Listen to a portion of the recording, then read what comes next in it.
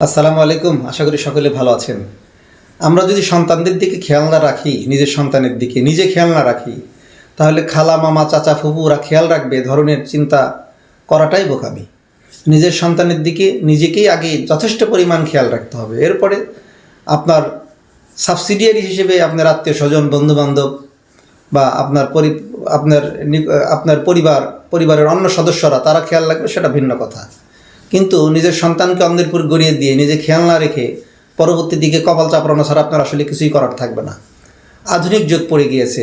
আগের যুগের কথা চিন্তা করে এখনও যদি সেইভাবে পথ চলেন, তাহলে বিপদ ছাড়া আপনার সামনে আর কোনো রাস্তা নেই। 100% বিপদে পড়তে পারেন আপনি। ছেলে মেয়ে বকে যাওয়ার সম্ভাবনা শতভাগ। কারণ যে জিনিসটা আপনি ইন্টারমিডিয়েট পাস করার পরে জেনেছেন, এখন আপনার কোলের শিশু বাচ্চাটি যে কেবল কিনা কথা বলতে শিখেছে, সে সেটা তার চেয়ে বেশি জানে। ইউটিউব ফেসবুকে ছোট ছোট রিলস, এরপরে ইউটিউবে তার শর্ট স্টোরি ইত্যাদির কারণে তারা সে সমস্ত জিনিস দেখে দেখে এতটাই পাকনা হয়ে যায় যে এই সমস্ত শিশুরা সব কিছু জানে যা আপনি জানেন না। আপনি মনে করছেন সে কিছুই বোঝে না, সে সব বোঝে। এমনও ছোট ছোট শর্টস ক্লিপস রয়েছে, বিশেষ করে ইউটিউবের এই অপশনগুলো এতটাই খারাপ, এতটাই মারাত্মক প্রভাবশালী যে আপনার সন্তানকে সেই কথাটা যে আপনাকে জিজ্ঞাসা করা যাবে না সেটাও সেখানে শিখিয়ে দেয়, বা আপনাকে যে সে গোপন করবে, হাইড করতে হবে বিষয়গুলো, সেটাও সেখানে তারা শিখিয়ে দেয়। যে কারণে সন্তান আপনার কাছে অনেক কিছু হাইড করে, কিন্তু আসলে সে অনেক কিছু জানে। আপনার সন্তানের আগে যেমন আমাদের পিতামাতারা আমাদেরকে কন্ট্রোল করতো যে আমরা সন্ধ্যার পর বাইরে যাচ্ছি কিনা, কোন কোন বন্ধুবান্ধবের সঙ্গে মেলামেশা করছি, কোথায় যাচ্ছি, তারা বিভিন্নভাবে মনিটরিং করার চেষ্টা করতো। বন্ধুর মাধ্যমে হোক, নিজে ঘুরে ফিরে হোক, বা প্রতিবেশীদের মাধ্যমে কন্ট্রোল করার চেষ্টা করত।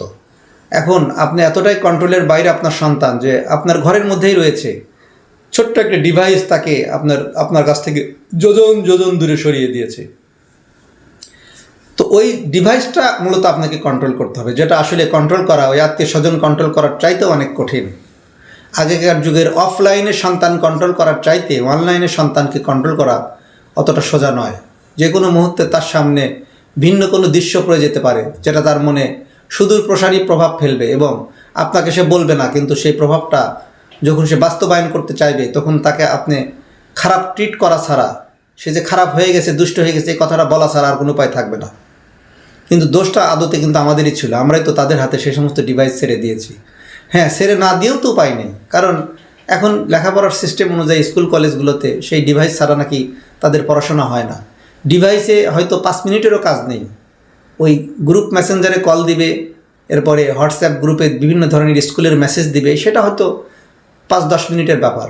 কিন্তু এই 24টা ঘন্টা শুধুমাত্র একই উসিলায় সন্তানের হাতে মোবাইল, পরিবারের হাতে মোবাইল, তাও ডিজিটাল মোবাইল, এই অ্যান্ড্রয়েড সেটগুলো তাদেরকে সংসার থেকেও বিচ্ছিন্ন করে দিচ্ছে একদিকে। অন্যদিকে আপনার সাথে যে তার একটা ইন্টারনাল কানেকশন ছিল, সময় পেলেই বিভিন্ন ধরনের গল্প গুজবে মাতিয়ে রাখতো, সেই গল্প গুজব কিন্তু কমিয়ে গেছে। সেই গল্প গুজব এখন চলে গিয়েছে ফেসবুকের মধ্যে, ইউটিউবের মধ্যে, মোবাইল কেন্দ্রিক হয়ে গিয়েছে। আপনার সাথে তার যোগাযোগই কম। সংসারটা টিকবে কীভাবে? ভালোবাসাটা কীভাবে জন্ম নেবে?